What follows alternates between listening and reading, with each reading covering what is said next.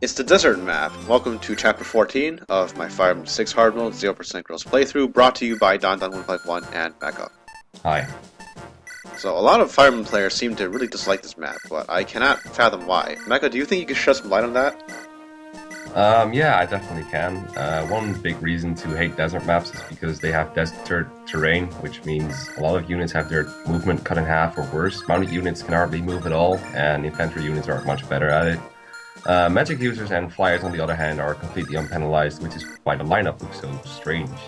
Another really annoying thing about this map is the desert items that are scattered all around, and obviously perfectionist players want to get them all.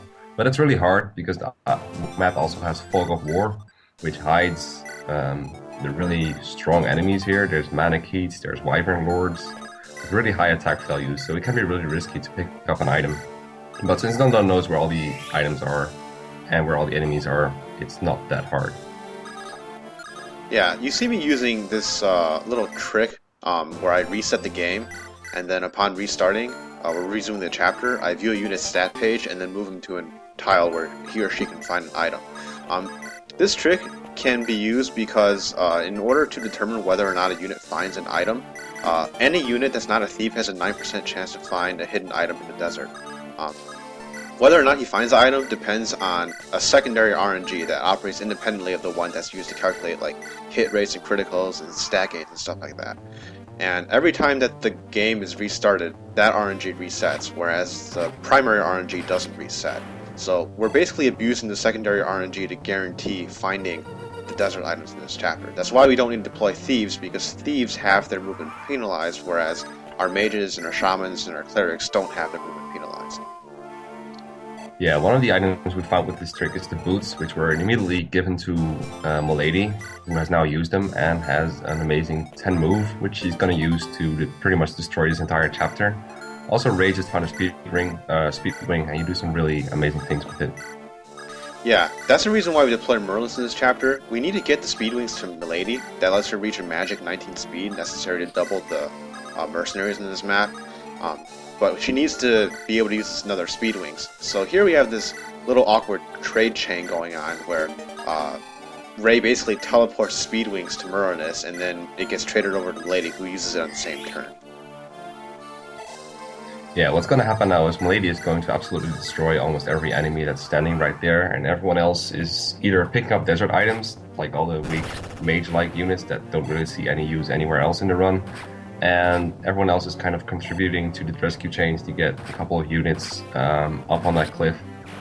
Being careful not to get in range of too many enemies, and that's pretty much going to be the story of most of this chapter. There's some enemies down there that are really dangerous. One of them is a Silverland's Wyvern Lord that's gonna almost kill a Kid9 a little bit. Again, Donna knows where the enemies are, so this is not as dangerous as it looks, but don't try it at home. Yeah, Mekkah said earlier that the enemies to watch out for here are the Wyvern Lords and the Mannequins. Also that mage, because Merlinus kind of just didn't really see that coming. But Merlinus' sacrifice wasn't in vain, because now that mage has kind of been pulled over to the left, and that means that for the next turn, our weak units like Lalum and Ellen and Shanna are going to be safe from that mage. So, props to Merlinus. Yeah, Merlinus MVP. Yeah, even though Milady is distracting most of the enemies, there are some long-range threats that just try to disable, I believe, Saul, and they actually managed to get Cecilia. Are those guys dangerous at all? So the priest that you see on the map right here, he has a silent staff. He only has 8 magic though, and Saul has 8 resistance, so he's probably not going to be able to hit him very often. I mean, you expect he has about 30% hit.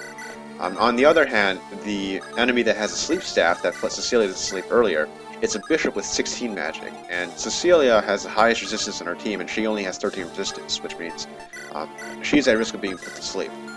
But because we have several staff users here, 2 of which can use Restore, the chances of being completely incapacitated by those 2 units are pretty slim. Okay, something else really important that just happened besides Milady starting her assault on the boss is Ellen just rescued Sophia, which might seem really strange, but we need to get Sophia up there for a special reason, which we'll elaborate later. Also, Lalum almost gets attacked by mercenaries, but then doesn't because they have their movement like cut in half. Yeah, that's a really fortuitous positioning. that allows Lilina to not be hit by any enemies in this turn. Here, Tate has a bit of difficulty surviving normally. She has to dodge some of these mages and wyvern knights. It's not a terrible chance of death because the wyvern riders only have around 40% hit on her, since Tate isn't weighed down by her weapon.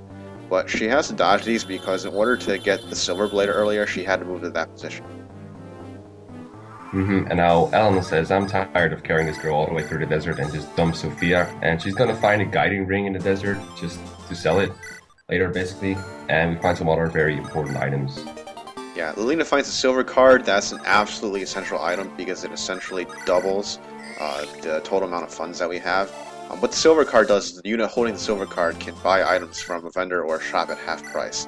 Tate finds a warp staff here. That's another absolutely essential item. Let's skip some of the maps, pretty much. Among the other items in this map that are important, we already covered the boots and we already covered the Speedwings. The Talisman isn't really important because it's just there for, extra cash. And Silver Blade obviously is the least important item of all. It's just for extra cash. Guiding Ring here, just for extra cash. And the Silent Staff is used, I think, like once, but otherwise it's not terribly useful. So that's chapter 14 completed in 4 turns. We will see you next time. See ya.